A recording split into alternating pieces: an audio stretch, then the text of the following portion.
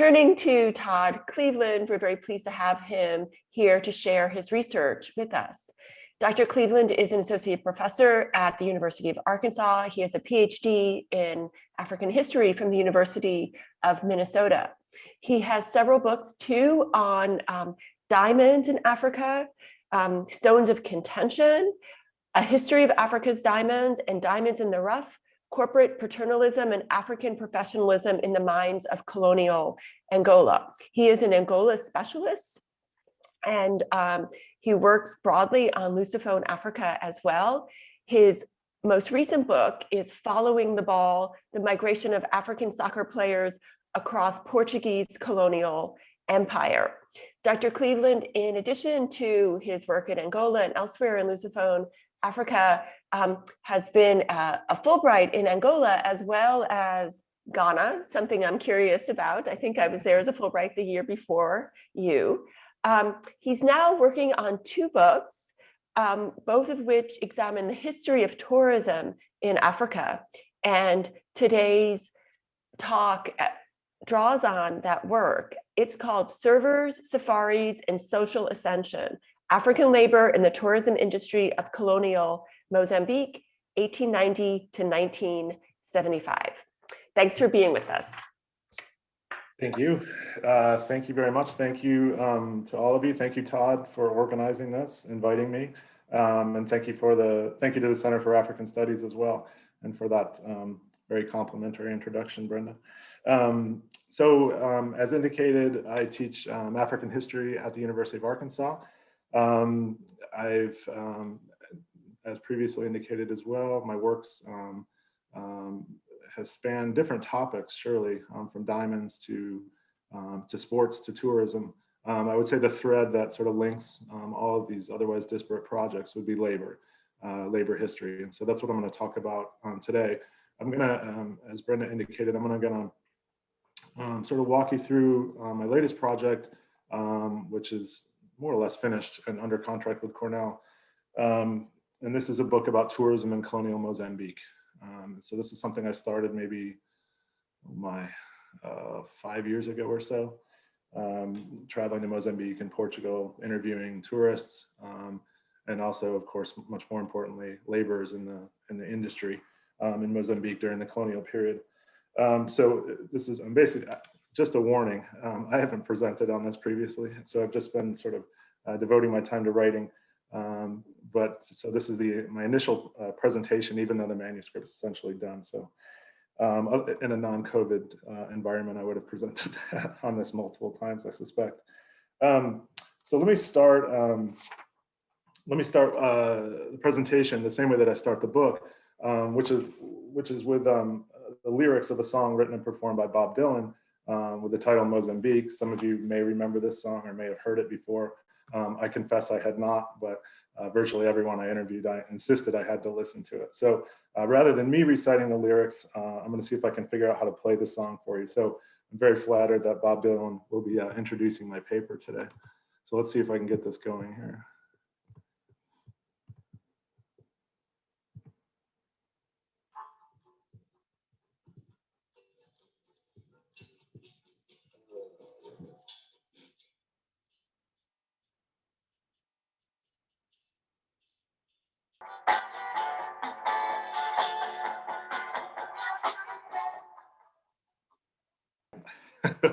Well, it's very Dylan-esque. Anyway, he's singing about, I'll read you the lyrics. Sorry, that didn't work. I just tried to play it on YouTube and I thought the sound would come through. So I like to spend some time in Mozambique. The sunny sky is aqua blue and all the couples dancing cheek to cheek. It's very nice to stay a week or two and maybe fall in love, just me and you. Lying next to her by the ocean, reaching out and touching her hand, whispering your secret emotion, magic in a magical land. And so Dylan's lyrics give you some idea of the sort of touristic appeal of the place. And I really want to focus on this magical land lyric. But let's dig a bit deeper and a bit more directly into the history of tourism in the colony. So the way I begin the book is beyond the sort of epigraph there, is as follows. So on the 16th of July, 1955 in Beira, a city on the central coast of the Portuguese colony of Mozambique, the regional bishop inaugurated the Grand Hotel at a resplendent event. this sanctification in this quote unquote magical land that Dillon would immortalize some 2 decades later was occasioned by the grandeur and immensity of the hotel complex. Billed as quote unquote the pride of Africa, it was at the time the largest on the continent, featuring luxurious dining facilities, well-appointed rooms, stocked lounges, and an Olympic-sized swimming pool overlooking the adjacent Indian Ocean. And I have an image of this hotel, and hopefully this comes through. Here we go.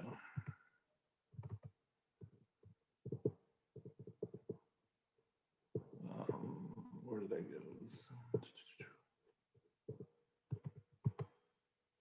So I don't know if you can see that. Sorry, next one. So there's the Grand Hotel. I mean, it is grand, for lack of a better word, and gorgeous, or at least it was at the time. So during the triumphant event, the Governor General of the colony, Gabriel Mauricio Teixeira, boasted that, quote, "This hotel holds a place of honor due to its conceptual grandness and its manifest perfection, not just in Beira, but throughout the entire territory, thereby honoring both the province of Mozambique and the spirit of the Portuguese colonizer," end quote. For the international collection of cosseted guests, the hotel instantiated Portuguese endeavor, commitment, and imperial competence. July 16, 1955 was, by all accounts, an exceptional day in the history of Portugal's empire. However, without the daily, unrecognized efforts of countless African laborers, celebratory proceedings such as this one would never have come to fruition. Indeed, conspicuously absent from the serial salutations on the day was any acknowledgement of the hundreds of African workers who had over the preceding decade built the monumental structure, or the scores of African hotel staff actively servicing the event. And again, let me see if I can get an image here.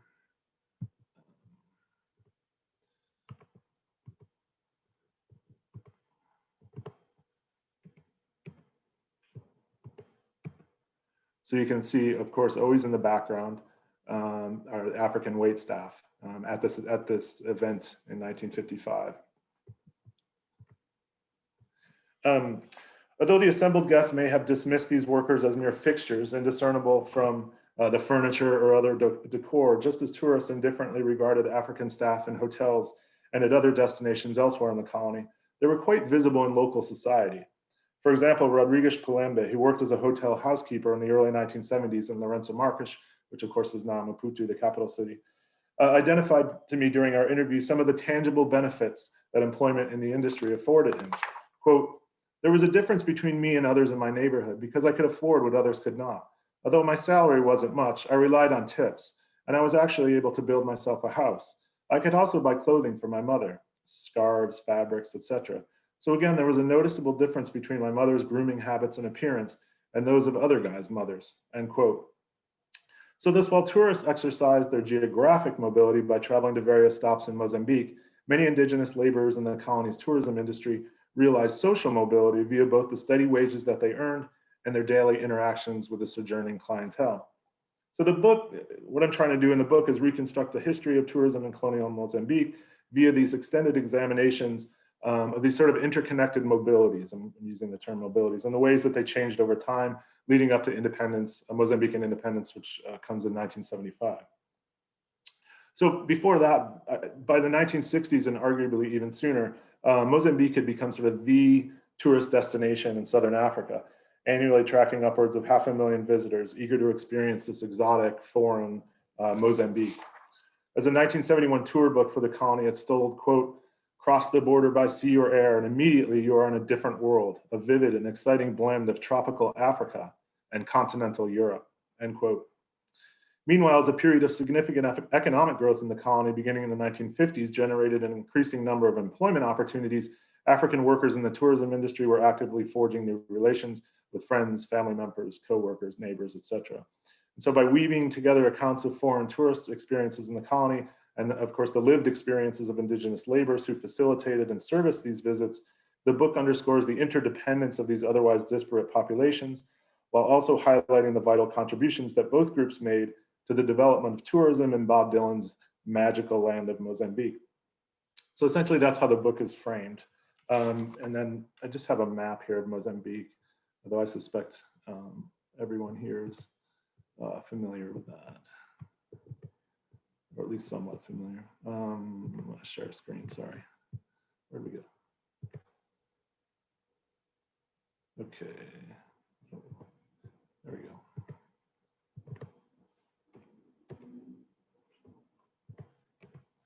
So for the purpose of this talk, I'm basically going to be focusing on Maputo or Lourenço Marques back in the colonial period, as it was known, and Beta as well to a lesser extent, which is where most Rhodesians traveled to.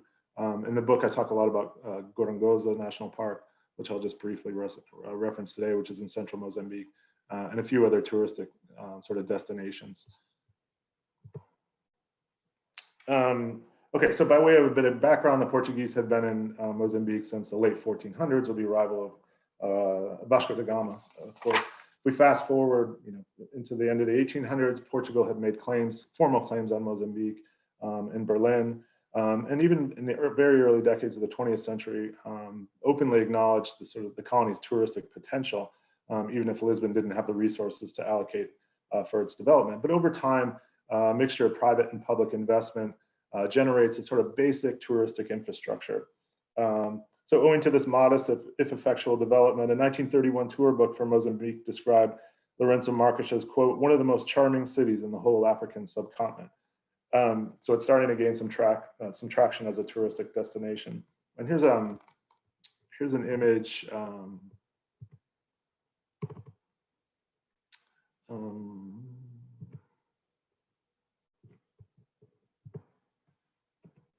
So here's the type of image that would have been generated in the 1920s and 1930s.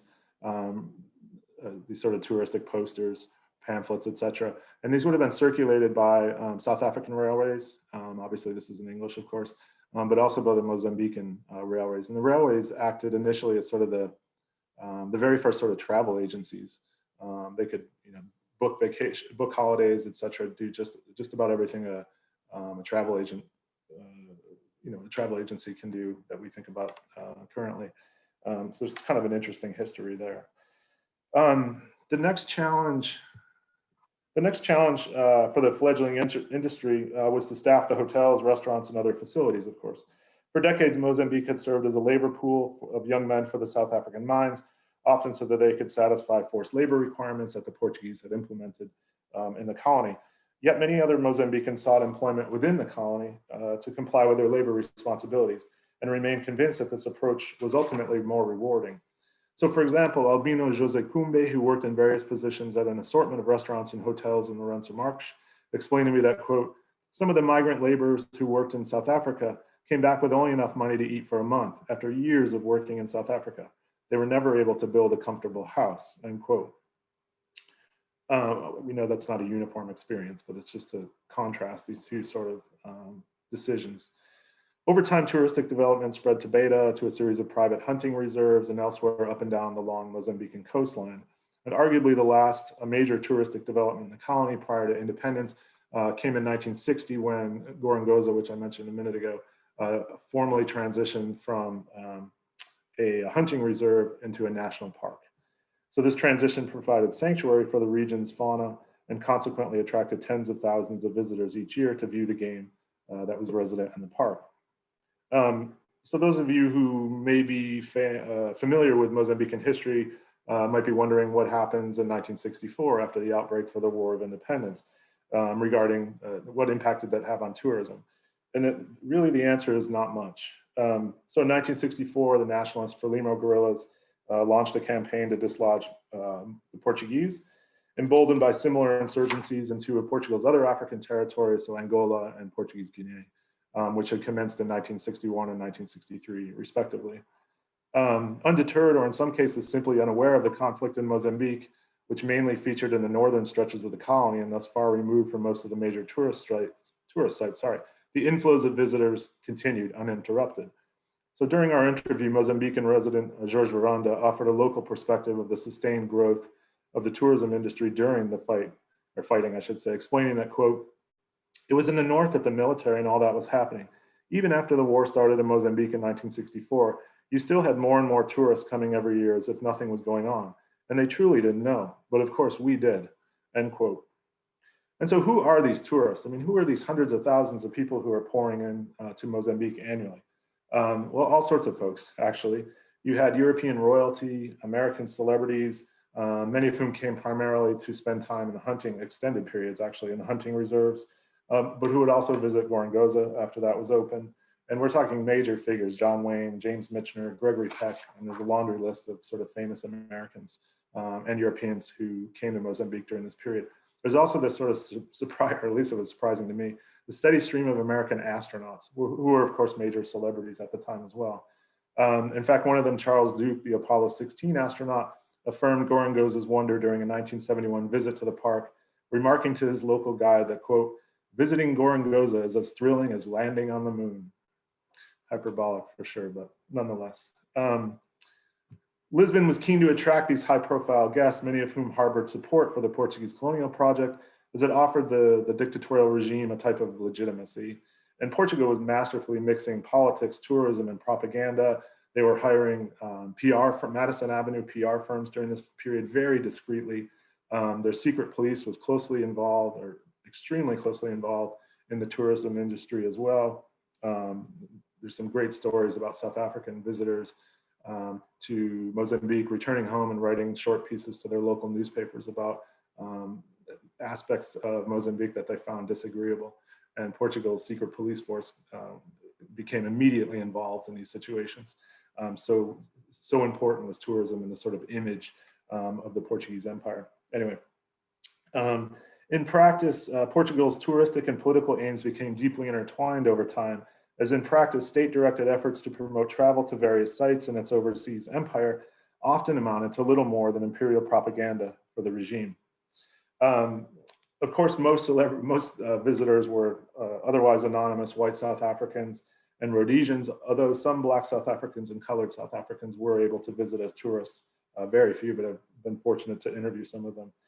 And so collectively, these groups comprise about 90% of the touristic traffic into the colony. These regional visitors were eager to experience Mozambique's pristine beaches, continental cities, which included bullfights, visits to Catholic cemeteries, and a whole range of other quote unquote exotic activities. But every single tourist I interviewed had visited the Catholic cemeteries. This was of extreme interest to them. And the game reserves teeming with wildlife. The colony's proximity, affordability, and overall ambiance also appealed to these guests. So for example, Ruth Van Wyck, a Rhodesian who began visiting Mozambique in the late 1950s, fondly recalled these visits during our interview. Quote, "It was so close, you see, it was so easy, straight over the border. You could go for the weekend. It didn't have to be just for the weekend though. We often went for 10 days at a time and had a proper holiday. We were just farmers, and it was wonderful, in part because the climate is perfect. And it was clean. It was just great fun. It was so relaxing, a cheap holiday and a great atmosphere.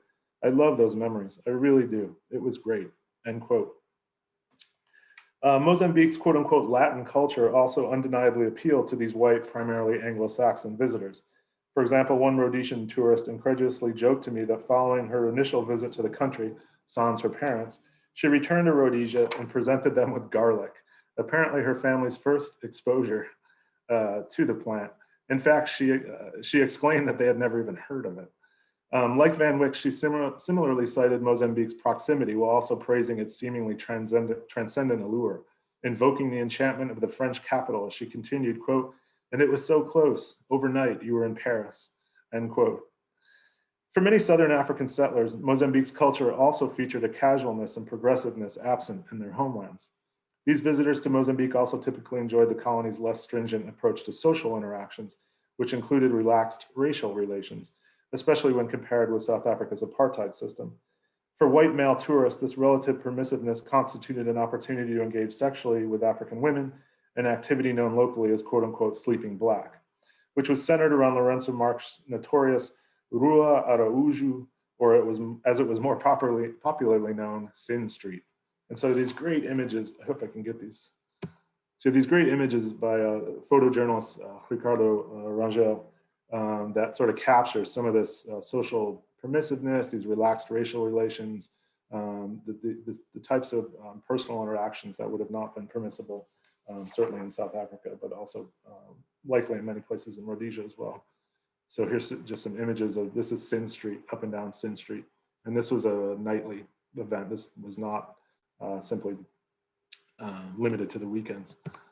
So you can see sailors, there are American sailors, sailors from all over the world who would dock and add just another layer of chaos to what was already a highly chaotic place. So you can see a sailor and a black Mozambican woman. This is probably the best images, of course, in the daytime, but you can see there's bars, there's dancing, there's strip teases, there are houses of prostitution. So this is an area in Lourenço Marques where anything can go, and it's somewhat ironic because this has never been permitted in Lisbon during this period.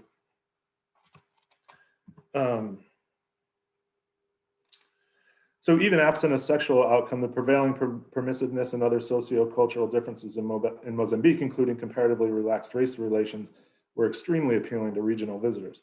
For example, as Jean Kisson, a South African who honeymooned in Mozambique in 1962, explained to me, quote, "Remember in those days, there was no apartheid in Mozambique. Blacks and whites could dance together, love together, whatever together. It was lovely to see the interaction between black and white in Mozambique and to be able to talk to a black person without feeling that somebody was looking at you or something like that. It was a lovely feeling," end quote. So although Kisson didn't possess a deeply informed comprehension of interracial dynamics in the colony, her sincerity was both insightful and unquestionable. Into the 1970s, another visitor to the colony further explained the substantive differences between Mozambique and its neighbors, offering the following, quote, "This land is the only state in Southern Africa that has not at some time come under British domination or been influenced by the British way of life. That is what makes Mozambique so foreign, so stimulating and intriguing to its neighbors. The citizens speak a strange tongue. They look and dress differently and observe Latin customs, which are novel to the descendants of Anglo-Saxons, the Dutch, and other peoples of Southern Africa," end quote. Some 40 years earlier, a tourist pamphlet had featured an antecedent, similarly touting a passage to an otherworldly place upon arrival in Mozambique, presciently declaring Lourenço Marques as, quote, "the city that will make one forget Africa," end quote. So this is strange, right? Tourists are wanting to go to this place in Africa in order to forget that you're in Africa. So tracing the historical contours of this rather peculiar characterization, my book attempts to reconstruct the co-development by African laborers and foreign visitors of a tourism industry in colonial Mozambique that ironically prompted many guests to quote unquote forget that they were in Africa. Indeed, I contend that the successful transformation of the colony into one of the most visited on the continent was attributable to tourists' experiential detachment from the quote unquote authentic Africa that so many other destinations strove to manufacture, and their encounter with a no less real, yet highly divergent variety of Africa. Okay, so that's sort of the outline of the book and some of its framing arguments. I just want to turn now to the sort of broader historiographical contributions that I'm hoping the book is able to make or poised to make. How are we doing time-wise? Okay, we're okay. Although a handful of scholars have written about the often violent process of establishing game parks and reserves in colonial Africa, we know comparatively little about the histories of other touristic processes on the continent, and even less about the African guides of both hunting and camera safaris, the African builders of the array of hotels and other accommodations, and the African staff members who crucially service these sites. Yet it was squarely on the backs of these individuals that tourist industries across colonial Africa were developed, sectors that as early as the 1920s had, in certain settings, become important sources of foreign currency for European colonizing nations, including, or certainly Portugal. Similarly, the profound impact of tourism on intra-community dynamics in Africa's past has thus far received scant scholarly attention. Until the intersections of African tourism and labor history are more thoroughly examined, the generations of workers who facilitated the creation and expansion of industries across the continent will remain in the shadows of history. So in reconstructing the histories of these labors in Mozambique from the origins of tourism roughly around the end of the 19th century until the conclusion of the colonial period in 1975, this book is the first to consider the daily experiences of guides, trackers, service staff, et cetera, and all sorts of other tourism industry workers in the genesis and development of the sector. As such, the book constitutes the initial academic engagement with the African men, women, and in smaller numbers, children, who shaped an industry that grew in both economic and political importance to Portugal as international pressure to relinquish its colonial empire begins to pick up in the 1960s, of course, and on into the early 1970s. I contend that this paucity of scholarly consideration is imputable to a succession of paradigmatic analytical trends within African historiography. So in order to establish the oppressive nature of colonial regimes and correspondingly the creative ways that Africans negotiated them, the first generation of scholars interested in labor history on the continent gravitated towards spaces and instances of contention between indigenous workers and European capital. So inevitably, this penchant led researchers to sizable work sites such as mines, large-scale agricultural enterprises, and other similar settings, at which significant numbers of male African employees articulated their grievances, engaged in a range of quote-unquote resistive acts. More recently, studies of labor in colonial Africa have expanded the subjects of investigation, centering men, women, and again, to a lesser extent, children, in a range of occupations and remunerative activities. Yet scholars have routinely retained their focus on indigenous resistance and non-compliance, assiduously searching for ever more subtle forms of these acts in an effort to continue to highlight African agency, creativity, and resourcefulness. And this durable framework is also manifest in the Mozambican labor historiography upon which this study builds, or at least engages, which casts work sites as terrains of struggle and contention on which African laborers and colonial and/or company officials engaged in an antagonistic, at times aggressive, relentless dynamic composed of action, response, counteraction, counter-response, etc. In any history of tourism in Africa, however, patterns of indigenous labor dissent or discordance are wanting. I argue that this quietude is attributable to the financial capacity and attendant social ascension that indigenous workers' wages and daily interactions with tourists afforded them. Indeed, reliable incomes enabled these laborers to circumvent indigenous systems predicated on age and gender, conferring upon many of them opportunities for social mobility. Moreover, for a large number of these service industry employees, or at least vis-a-vis workers in less interactional occupations, daily exposure to and eventual proficiency in European languages and customs facilitated further ascension. So consider the testimony of Vasco Manisa, who in the early 1960s, at the age of 12, began working as a message boy for the Nyaka Hotel, which is located on Nyaka Island, which is roughly 20 miles off the coast of Lourenço Marques, and who now manages a major business hotel in the center of Maputo. Quote, 12 years old was not really the right age to start working, but things came so fast. Within 3 years, I was already a head receptionist because I was very clever. Slowly, I started to deal with the clients, and they would help me learn their languages because it was very important for me to communicate with the guests. Actually, at school, I had a few English classes, but not enough that I would say, yeah, my English was from school. Rather, it was from dealing every day with the hotel clients, end quote. Given the position of employees like Manisa, who daily operated among an assortment of touristic and local segments and strata, I consider them to have been sociocultural intermediaries. Heretofore, scholars have largely reserved this category for indigenous clerks, soldiers, traditional authorities, and some others. In short, those who assisted with the implementation and perpetuation of colonialism. Although African intermediaries have traditionally been characterized as having wittingly bolstered colonial projects, these tourism employees engaged in neither predominantly collaborative nor resistive behavior. Rather, their experience evince a pattern of multi-directional strategic engagement. The book also features, or I hope it does, features analytical utility that transcends Africa's borders by complicating the narrative established and reinforced by an ample corpus of literature that stresses the exploitation of indigenous tourism workers. Conditions for African laborers in the tourism industry in colonial Mozambique were undoubtedly demanding, often featuring racially motivated verbal and physical abuse and offering, owing to institutionalized racism, typically modest wages that were, in any event, lower than salaries paid to European staff. So consider the exemplary testimony of Fernando Cunica, who in 1967, at 19 years old, began working in the kitchen of a popular Lourenço Marques restaurant. Cunica explained to me, quote, the Portuguese cooks used to hit us and call us stupid blacks. Actually, he used the word pretos, which is a much more pejorative term than negro, for example. Some would rub pepper in their hands and then slap us in the face. If they teach you something today, tomorrow they don't want to have to repeat it. But we had to bear all that. We needed our jobs, end quote. In addition to potentially enduring aggression at the hands of white overseers, African employees were also often humiliated by the very tourists whom they were serving. As Pedro Manisa, a former hotel employee in Lourenço Marques, remarked to me, quote, I think the hotel industry is good, but it requires a lot of patience around guests because some were even, threatening. They often insulted you, but you still had to say, I'm sorry, no matter what. You had to be humble, end quote. Irrespective of the demeaning treatment to which many of these workers were exposed, the social ascension that many of them experienced problematizes analyses that reductively emphasize their victimization. My informants also regularly cited the many intangible benefits associated with their various occupations. For example, Luis Macacqua, who began in the hotel sector in Lorenzo Marques in the early 1970s, explained to me that, quote, "It was an honor to work in the hotel industry because we used the basic principles of tourism, that is courtesy, delicacy, and hospitality. We had pride working there because you learned to eat well. And better, you were proud to work in the hotel industry because you identified as a man who dresses better," end quote.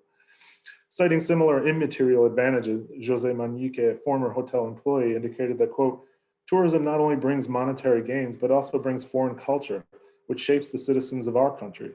Tourism for me is a science that shapes our personal behavior. In terms of culture, Mozambican citizens gain something from tourism, including a change in attitude and culture," end quote. So if we kind of move forward to 1975, some interesting things are going to happen in the industry. So upon Mozambicans' independence in 1975 and the attendant exodus of Portuguese settlers, Africans with notable competence and or longevity in the industry newly utilized their training and experience to sustain the industry. Upon assuming power, the fledgling Frelimo government appointed these industry veterans to supervisory positions at hotels, game reserves, and other tourist destinations, including Gorongosa. Consequently, these workers not only experienced social ascension during the colonial period, but were also well positioned upon independence to further advance their careers. And in the longer term, many of these individuals transmitted occupational knowledge and skills to their children, such that, for example, sons of former chefs are today serving in that same capacity, often at the very same establishments. And this happened to me more than once during my research time there. This legacy rooted in the colonial period is likely to persist as livelihood opportunities within the industry continue to expand in contemporary Mozambique. So the study also contends that although personal interactions within the tourism industry, both past and present, typically abide by socio-racial hierarchies, they can also render them situational. And I'll give you an example here. African guides and trackers regularly dictated to moneyed European and American trophy hunters how to comport themselves while seeking to fell the big game resident in Mozambique's reserves, and strictly delimited these tourist actions according to local hunting protocols and regulations. White operators bestowed upon these invaluable African employees, without whom the commercial industry, hunting industry, would not have been viable, this authority, and otherwise treated them with significant respect. Outside of the sphere of tourism, this inversion of the prevailing racial order, upon which societies throughout colonial Africa were organized, would have been virtually unfathomable. And so finally, the book contributes, or aims to contribute, to analyses of empire by considering the roles that touristic investment and revenue played in the perpetuation of empires. Indeed, European governments allocated funds for both touristic infrastructure and promotion in their African colonies to varying degrees, and derived financial benefits from these investments, again, to varying degrees. Rather than deeming tourism peripheral to the colonial project, Portugal's durable dictator, Antonio Salazar, who directed the nation's Estado Novo, or New State regime, from 1933 to 1968, and his successor, Marcelo Caetano, in office until 1974, both identified the economic potential of tourism in the colonies and actively sought to realize it. And really, this focus is extraordinary given the limited human, material resources, et cetera, in general, that Lisbon had at its disposal. The state's ongoing allocation of scarce funds for touristic development, while it was actively engaged in 3 simultaneous counterinsurgencies in Africa, further underscores this unwavering commitment. A regime with less conviction regarding the economic utility of tourism would have rapidly reallocated these vital funds for the various military campaigns in which it was embroiled. But of course, tourism also served political and propagandistic purposes for the Estado Novo, especially following the commencement of the wars for independence. So having earlier disregarded the winds of this quote unquote winds of change that had heralded European nations' abandonment of imperial territories elsewhere in Africa, beginning in the late 1950s, the Portuguese regime intransigently resisted mounting international pressure to decolonize, locking itself in a struggle to retain its African possessions. As part of the struggle, the Portuguese regime wanted as many people as possible to visit its empire in Africa, and in particular Mozambique. Moreover, in contrast to colonial governments elsewhere in Africa that targeted wealthier visitors, the Estado Novo encouraged anyone of any means who was potentially interested in visiting Mozambique to act upon this inclination. So to this end, the state cultivated touristic experience for visitors across the socioeconomic spectrum, from guests who slept on the beach, primarily South African guests, who slept on the beach and brought all of their own provisions, who were known locally as quote unquote banana tourists, to travelers who patronized elite hotels or who paid exorbitant fees to hunt in the colony's renowned game reserves. And I just have an image here of the Pulana Hotel, which is absolutely stunningly beautiful, situated right on a bluff overlooking the Indian Ocean. So this was from a 1964 piece in National Geographic. And again, we see the African waitstaff just in the background here. For the most part, the colonial government made no attempt to hide any facet of local society or to sanitize these visits in any fashion, even after the outbreak of hostilities in 1964. Nor did it try to fabricate a scripted touristic experience by offering a contrived taste of quote unquote real Africa, as did, for example, contemporaneous European settlers in nearby northern Rhodesia regarding tourism to Victoria Falls. The majority of tourists to Mozambique hailing from Southern Africa themselves came to escape Africa, or at least their version of it, and simultaneously to embrace a largely unfamiliar strain of Europe. Ultimately, irrespective of who they were and why they came, the Estado Novo hoped that each satisfied tourist would, upon returning home from Mozambique, contribute their voices to a million-strong chorus of positive publicity for the embattled regime. Okay, just quickly to conclude, I think we're doing okay. Yeah. By interlacing testimony from both foreign guests and their local hosts, the constituent parties in any touristic encounter, this book aims to generate a holistic reconstruction of the history of tourism in colonial Mozambique. Ultimately, by exploring the ways that African workers capitalized on opportunities within the industry, the book strives to prompt reconsiderations of indigenous labor and social mobility in colonial Africa, while also opening up new ways of thinking more broadly about how tourism shapes processes of empire and interracial interactions. Thank you all very much. Okay, thanks, Todd. We will go with whoever raises their hand in that section. I'll call on you and enable your video. So we're open for questions and comments from the room.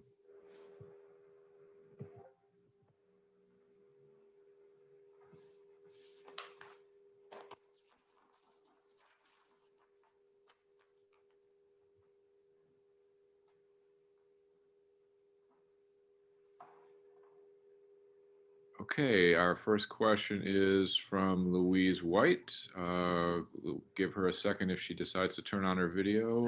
She'll reconnect, but go ahead, Louise. I think you're muted at the moment, though.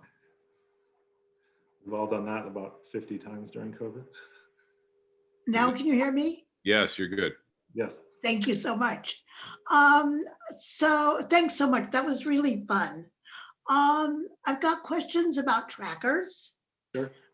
Certainly, so first of all, who are they and where are the Shangans? And is no one kind of anxious after 1964 that the guys pointing out that, you know, the lion may also use that knowledge for something else? Just off the top of my head. Sure, no, that's great. Now, so the trackers are interesting. Many of the trackers, I mean, they're always local. So the Shangaan are further south. So where the hunting reserves are typically much further north. And so they come from different ethnic backgrounds. Oftentimes, I found this interesting, although not surprisingly upon reflection, they're often poachers who were captured and then sort of converted. Yeah, because they have not a big difference. The difference is semantic. Exactly. So they have this intimate knowledge of the game, the landscape, etc. And so what does happen post 1964? Things get in Lourenço Marques, for example, in Beta, the larger cities, nothing changes except for there's an influx of Portuguese troops, which make places like Sin Street even more boisterous.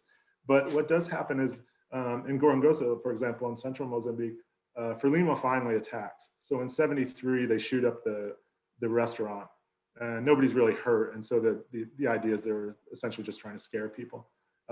But the Portuguese refused to shut down Gorongosa, even though by the following day all the tourists have cleared out. So they maintain this park. It's open for business, but no one's visiting until the end of the but it's open for another kind of business. Yeah. Oh yes. And there's a tremendous amount of poaching going on during that period. Because, I mean, think about it. You've got Portuguese troops are newly shipped. Actually, there were Portuguese troops stationed at Gorongosa even before the attack. But you've got Portuguese soldiers, you've got Frelimo fighters, and you've got locals who have this becomes sort of a Wild West, who have sort of rearmed themselves. And so the animal populations are devastated during this period. because there's sort of no one policing. Everybody has guns, everybody needs to eat, and no one's policing anything. So it's a particularly dark period if you talk to some of the custodians of the park. And of course, it gets a lot worse during the civil conflict when certain animal populations are almost completely wiped out. And it's only relatively recently that Gorongozas enjoyed this renaissance, in part due to the influx of American money. Greg Carr is the individual who's taken this on as sort of his cause. So anyway, the trackers are really interesting folks because the white safari operators are so dependent on them, of course, and they really entrust them. They sort of empower them, especially when they're interacting with these very wealthy clients from the global north. I mean, they indicate to these folks that if I say, they're the same as me. If they say something, you have to obey. If I say something, you have to obey. I mean, they really sort of put them in positions of power. And some of these trackers are really savvy. They'll move from one safari operator to another to increase their wages, to better working conditions, et cetera. So they're an interesting group, very sort of strategic in the way that they engage, and really doing quite well, because remember, these are rural areas in Mozambique. I mean, these aren't urban environments, and so they would have been subjected to forced labor, very, very sort of hand-to-mouth existence otherwise. And so these are really, really solid jobs that they're securing by working for either one of the national parks or the hunting reserves that are called kutadas. They made 18 hunting reserves around the country, and so there was a lot of Africans employed in those settings as well. So can I just break rank and give you one poaching anecdote? Because I have another question. Sure, is that absolutely. okay? Todd, I'm taking liberties. I'm all right. So in 1978 or 70, when Ant White, who's Salu Scout, he's one of the, who he is, kind of goes to Gaza to set up Renamo. Okay. He's a well-known poacher. Everyone in Rhodesia has known it for years. Okay. And so while he's there, he sets up an ivory route, and it basically, he's still in Gaza, he's in Beira running ivory and lumber now. But the question is he there to set up Renamo and ivory's just the side rod, or is this about ivory and Renamo's the cover? So which brings me to my other question, which is, where's the seepage between being a tracker for white hunters and being seconded to the Portuguese army? Sure. Yeah. I mean, and I have a feeling I'm asking a stupid question, but is there seepage between fletches and trackers? I would give anything in the world to know more about trackers, about fletches, but that's another story. Yeah, nobody's really had much luck reconstructing their historical experiences. Yeah, so obviously many Black Mozambicans and then also Black Angolans, et cetera, in that arena served as flechas or arrows in Portuguese, in support of the Portuguese troops. So anybody with knowledge of landscape, local landscapes, terrain, et cetera, was extremely valuable. I don't have an example of a tracker who, kind of moonlighted or perhaps as a flecha or, kind of transitioned from one position. I don't think you could do it like a flecha part-time. No, probably not. You might be a part-time tracker, but I think a flecha demanded full-time dedication. But yeah, I wouldn't be surprised at all. I mean, they had the same skill sets essentially, other than maybe learning how to fire an automatic weapon or something. But yeah, I wouldn't be surprised at all if that was the case. Although I confess I never encountered an individual that had that experience. Okay, I'll stop talking. No, Thank you. That's great. Thank you, Louise. Todd, your next question is from Jonathan Hislop. Go ahead, Jonathan. Hi, really interesting paper. Two things I wanted to ask about. The one was the role of European shipping companies in tourism. And I'm thinking here particularly of the Union Castle line coming up from South Africa and along the coast. And then also probably earlier the Deutsche Ostafrika Linie from Germany. Do they feature also, Union Castle has this weird thing where they actually own Niassa province at one stage. Right. And they get, and does that actually have any tourist dimension, or is that just a labor thing? And then the other thing I just wanted to ask is about ethnicized recruitment patterns in the hotel industry. I mean, one of the really interesting things about hotels in South Africa is that there's a long history of recruitment actually from completely outside the country, from Nyasaland, later Malawi, and totally disproportionate number of waiters from there. And I wondered whether there's anything like that where sort of employers develop a whole ideology about particular groups being good at being waiters or whatever. Okay, yeah, great questions. So the shipping companies do play a role in transporting tourists up, along the South African coast and then up into Mozambique. And so tourists could buy berths on these, even if they weren't necessarily passenger boats, to have that, just for transportation to get to Mozambique. And then the ships would often go further north and then pick them up on the way back. And so a lot of those were sort of long weekend type trips. They'd leave from Durban, for example, go to Lourenço Marques for a few days and then go back home. But sometimes they could be a much longer duration. It's basically just how many ships you wanted to let pass by before you caught the one going home that you wanted. So they definitely played a role, especially early on, because that and the railroad were the easiest ways to travel between South Africa and Mozambique, of course.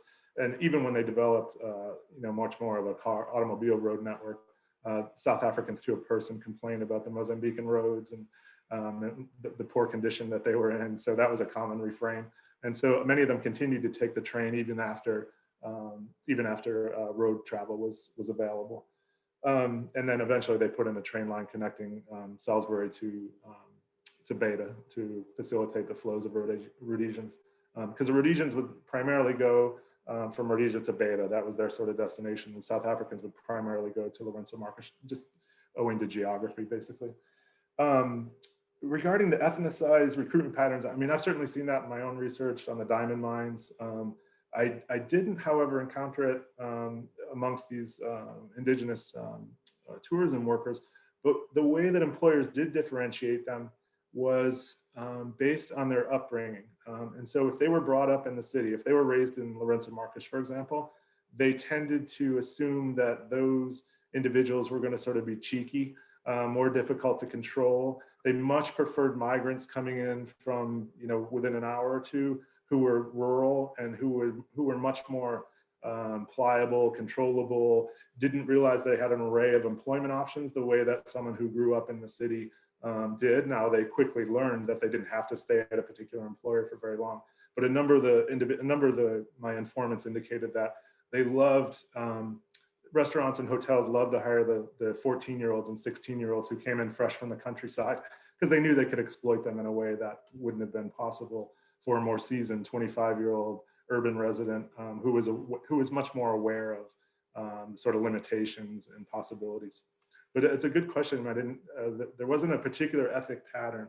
It had to do more with just sort of general geography, which of course ethnicity is layered on top of that. But that's something I could look to develop a little more. Thank you very much. Okay, thank you, Jonathan. We have a question from Karen Coker. Go ahead, Karen.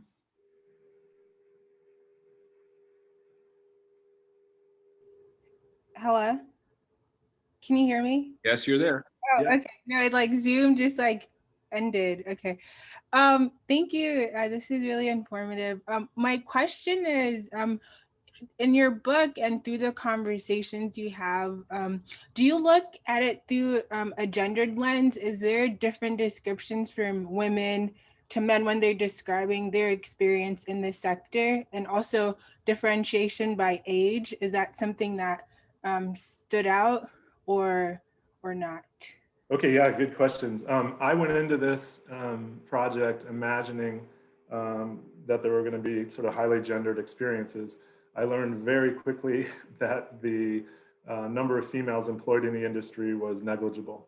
So if you had a hotel staff, for example, of 100, maybe say at some of the larger hotels, there might be 1 or 2 women on staff, and oftentimes there were none.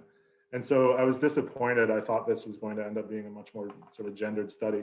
But the fact of the matter is there are only a handful of women who ever served in these capacities. So hotels were sort of male domains. Restaurants were certainly male domains. There were never female servers, female cooks, or anything like that.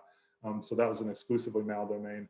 A handful of women worked kind of as in the washrooms at hotels, but again, very, very few.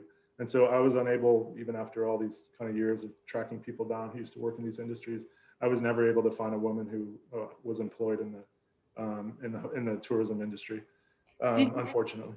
Did you ever figure out like why was it such a male dominant space, and in looking at kind of generations, if in present time that may have changed currently, why that was in the 60s or 70s or 50s, Yep. like why women weren't as evolved, what other sectors were Yep. they involved in? That would be Mm-hmm. That's really interesting that you didn't find such a gendered experience, which I think that stigma and stereotype is that women would be in these spaces much more than males. So thank you. Yeah, no problem. I wanted to say, I mean, so some of this is dictated by Portuguese divisions of or gender divisions of labor. So if you go to a Portuguese restaurant still today, you'll almost never encounter female wait staff or female cooks. It's still very much a male-dominated sector. And so, and even more so 50 years ago, of course, the period we're talking about 60 years ago, even 70. And so, these restaurants and hotels were set up to align or to mimic sort of Portuguese gender divisions of labor. And so that's part of it. The other, because many of these workers were migrants, in a household, a son would have been designated as a migrant laborer much more readily than a female would have been. And so there was much less migration, labor migration by females in general. So it was very sort of logical for young men or boys even, I mean, the sort of a fuzzy line between them in this case, would migrate to Lourenço Marques or Beira or some of the other urban centers, seek employment, and they were seeking employment at places that were only going to hire men anyway. And so this was almost an exclusively sort of male endeavor. The question about generational differences is really, really good. Or it's really interesting because certainly in African culture, many African cultures, most African cultures, more senior men or more senior women for that matter, are sort of inherently respected by their juniors. And this was certainly the case in these situations. So typically the older individuals work their way up within this sort of occupational or employment hierarchy. And so they might act as maitre d's, for example, or something equivalent to like a sous chef. Never a head chef, of course, because that was reserved for Portuguese cooks.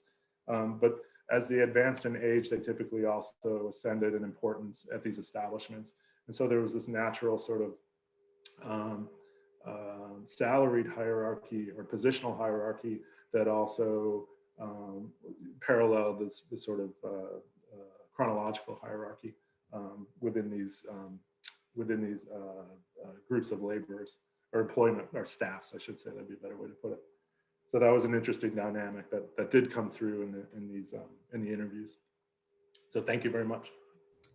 Yeah, one last question. I know Dr. Shaflin had mentioned earlier that you also worked in the context of Ghana. And so with Mozambique being in a Eastern context, Portuguese context, is this something where when you looked at a more Anglophone, Ghanaian context, when it comes to labor, and did you, like, what differences have you or similarities have you, viewed? Especially, I know this book is specific to Mozambique, but in terms of your work that you've done collectively.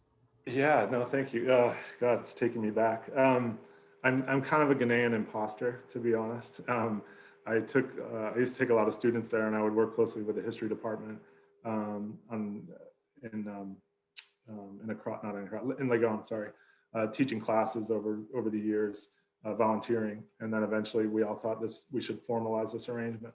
So I don't have a deep sort of research connection to Ghana, although I did do, for one of my diamond books, I did kind of a continent-wide examination of diamond labor, and there were certainly profound differences between the sort of Ghanaian context and the Lusophone context, for example, because even though you had something akin to forced labor in Ghana, those systems were largely dismantled by the 1930s, 1940s, and they're much more durable in the Portuguese context, running into the early 1960s, if not beyond. And so you have very different sort of labor environments in those two settings. And the Ghanaian laborers, at least the ones that I studied or considered, were much more strategic in a way that they had more possibilities, first of all. And so there was a lot more willingness. There was a greater willingness to change employers, whereas in Angola and Mozambique, for example, you were much more bound by geography regarding your employment possibilities. It's not to say there wasn't considerable labor migration in Mozambique, but I found the Ghanaian laborers much more willing to engage and disengage new employers. That's maybe not such a profound difference, but in my limited research on Ghanaian labor history, that I'd say that's one of the more significant differences. Thank you. Thank you very much. Thanks, Karen. Okay, the floor is open for another question or comment from the room.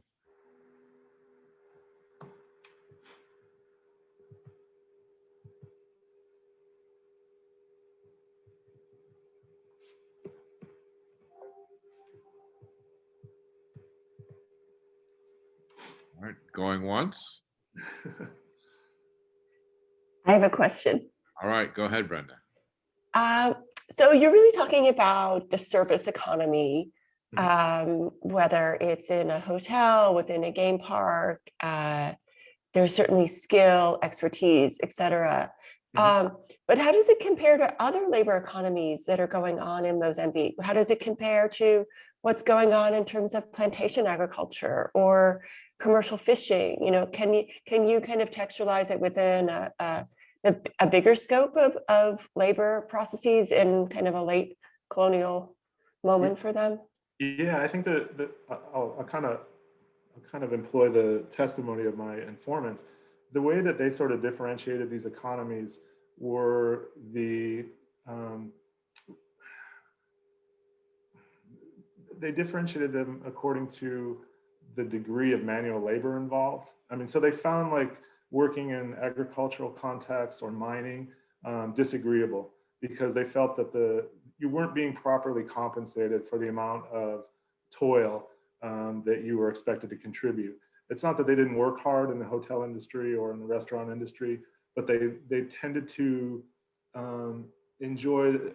I mean, in a way, it was more salubrious. I mean, you weren't underground in a mine or sitting out in the blazing sun in a plantation.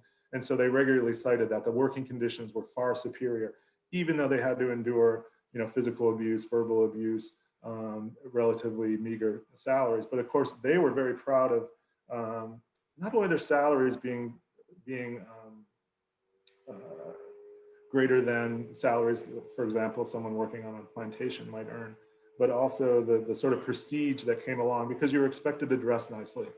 Even if you were relatively poor, you had to show up at the restaurant, in decent clothing or acceptable clothing anyway. So they were constantly drawing differences between, or identifying differences between the more labor intensive, that's not the right word, but the more manual labor intensive industries or economies vis-a-vis the restaurant economy or the hotel tourism economy.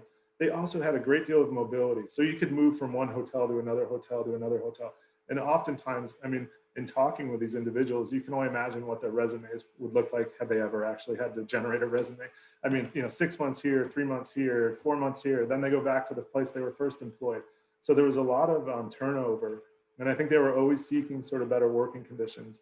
And of course, in plantation agriculture, again, if you grew up in a particular area, say the Mozambique company operates basically the entirety of central Mozambique for decades. That's really your only choice, unless you want to migrate really far away from your family.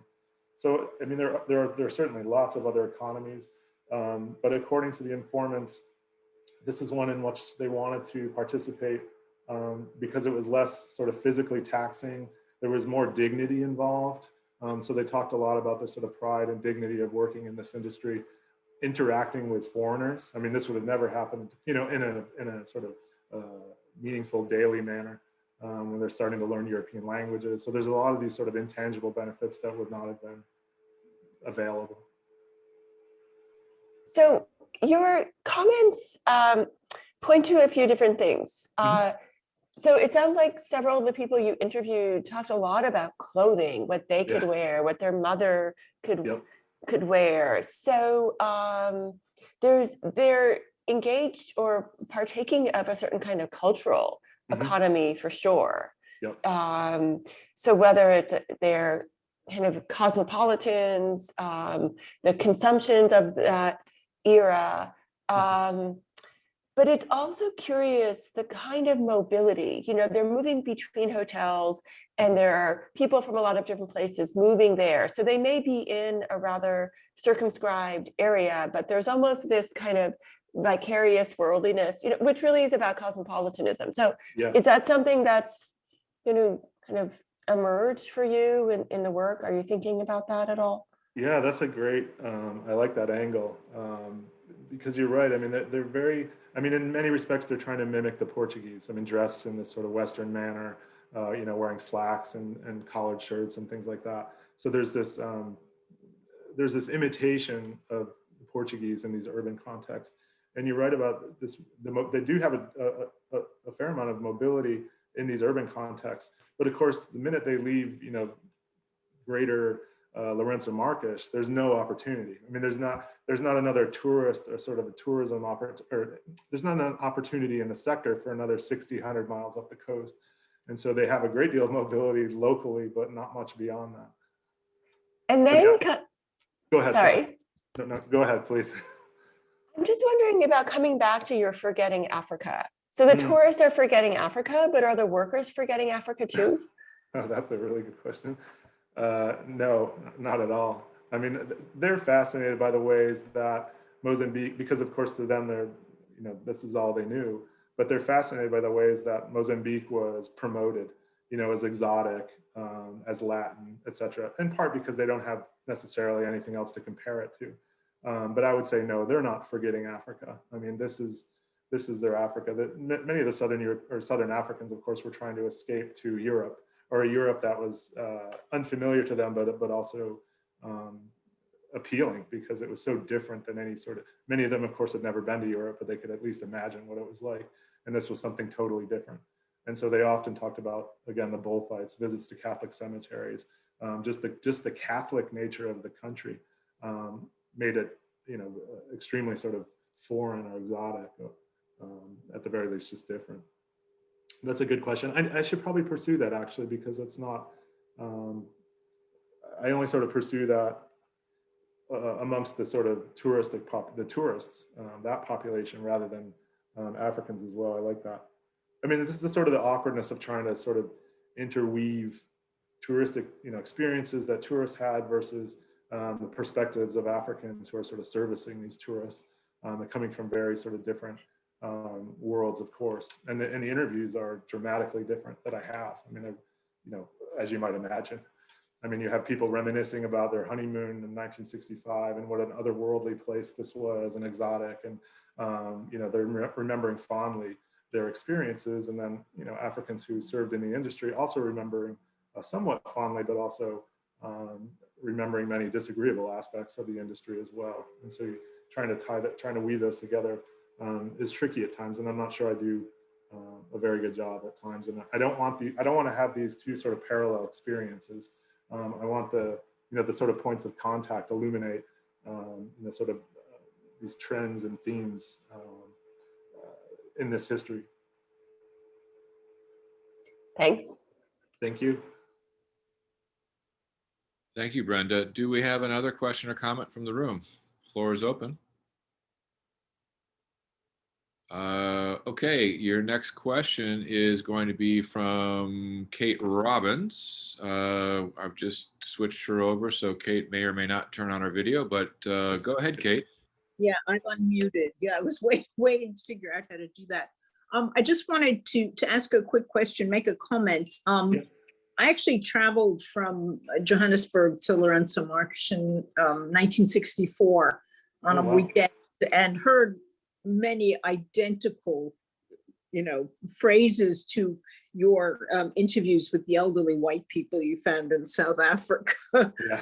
So, some kind of confirmation. I was curious though, and I couldn't summon up any recollection of this, as to whether there was any role for people who were in the middle, mixed race people, because of course that was, every white Portuguese person we talked to greatly emphasized, how this was a non-racial, if you want to, use that modern term, not very appropriate environment in which, as compared to South Africa, it was something they were a little bit, boastful about. And you saw a little bit of evidence of this, certainly compared to Johannesburg at the same time. Yep. Yeah, that's a great question. So in these contexts, in these Lusophone contexts, the mixed race population are mestiços, or mixed, essentially in Portuguese. Yeah. And most of them had, almost by virtue of simply being born, a simulado status. So they had status in society that, at least in theory, made them equivalent to Portuguese. And so oftentimes the mestizos that worked in this industry would serve as kind of intermediaries the same way they did in so many other ways across so many other industries in Lusophone Africa. And so they might have a position at a hotel just below the manager. So, sort of a high level clerk who was, and these were very good jobs, frankly.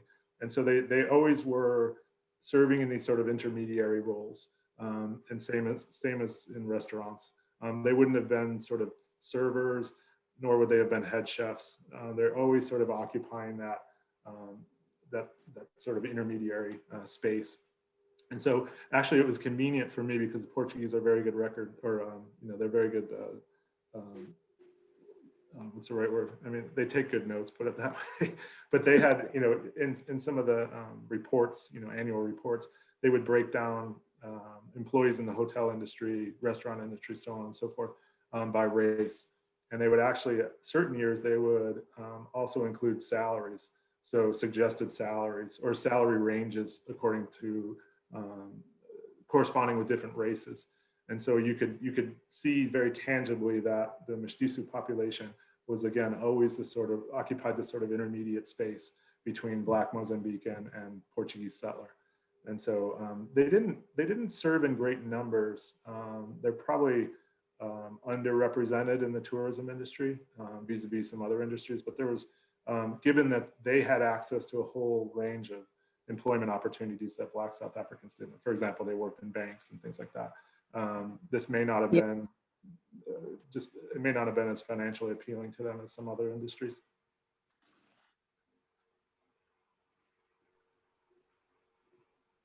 Thanks, Kate. Do you have a follow-up, or are you good?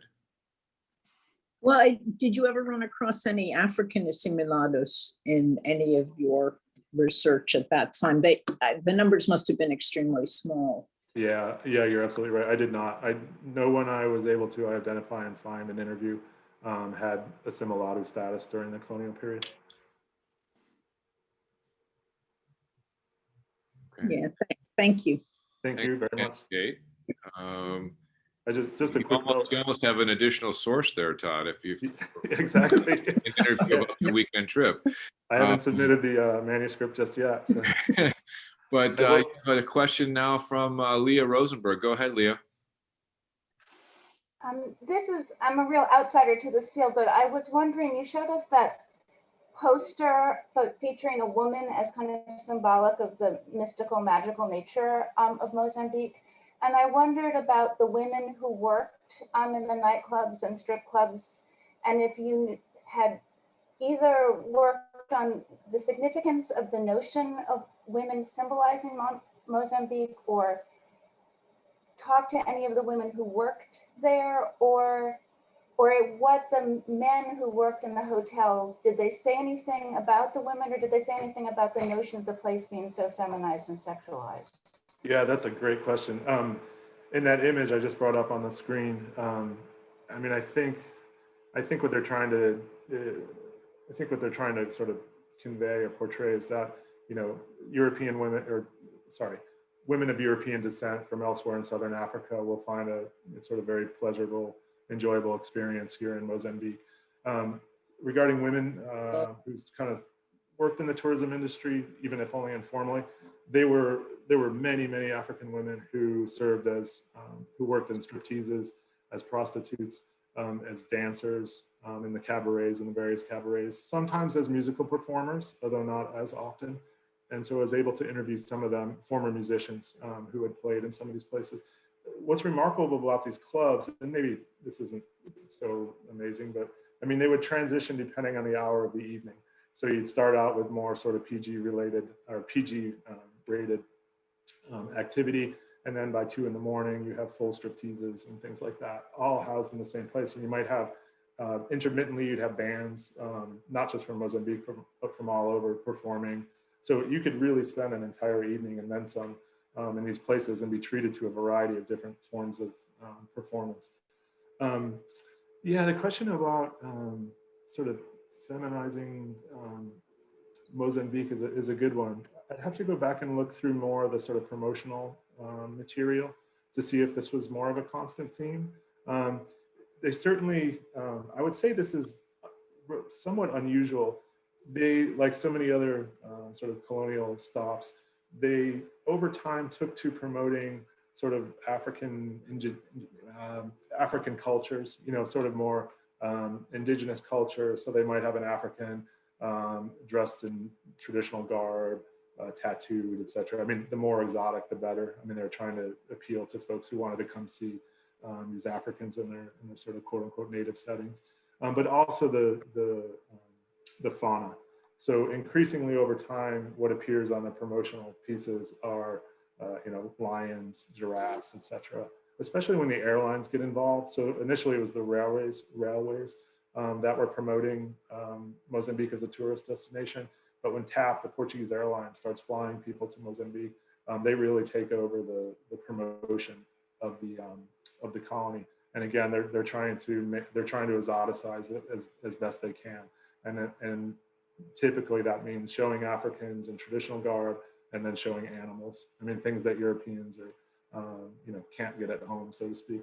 And so that changes. I'd have to go back and look. That's a really great question to see if this was sort of a frequent utilization and just, you know, having women kind of appear on the promotional material.